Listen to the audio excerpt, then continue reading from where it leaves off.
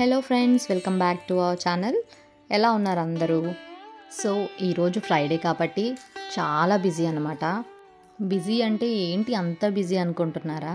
అలా ఏం లేదండి, ఓన్లీ పూజ చేసుకోవడానికి టైం పడుతుందన్నమాట. ఫ్రైడే రోజు ఒక్కరోజు డైలీ పూజ చేసుకున్నా కూడా శుక్రవారం పూట పూజ మాత్రం చాలా లేట్గా అవుతుందన్నమాట. సో ముందు రోజే కొన్ని పనులు కంప్లీట్ చేసుకోవడానికి చూస్తూ ఉంటాను. అంటే దేవుడి దగ్గర కొంచెం క్లీనింగ్ సెషన్ కానీ, అంటే మనం 1 వీక్ ఒక్కసారైనా క్లీన్ చేస్తూ ఉంటాం కాబట్టి బొట్లు పెట్టుకోవడం కానీ, ఇది ఫ్రైడే చాలా లేట్ అయిపోతుందన్నమాట. దాని గురించి ముందు రోజే క్లీన్ చేయడానికి ట్రై చేస్తూ ఉంటాను నేను.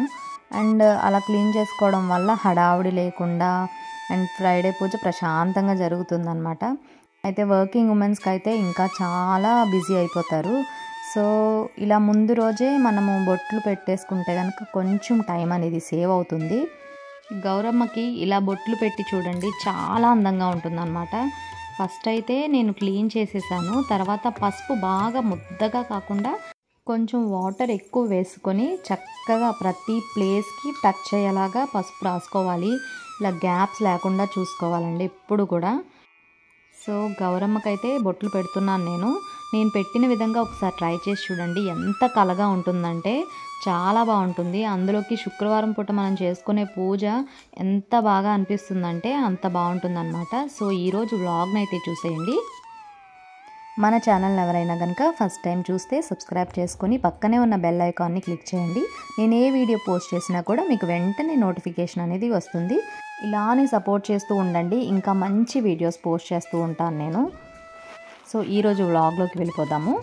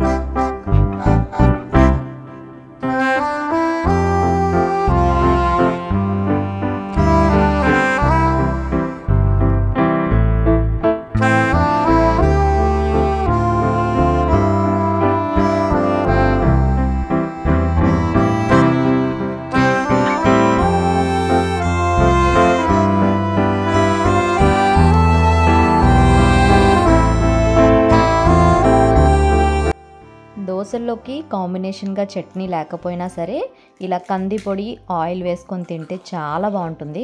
సో ఇలా ఒకసారి ట్రై చేసి చూడండి. అండ్ ఈరోజు ధృతికి అయితే ముందు బ్రేక్ఫాస్ట్ పెట్టేశాను.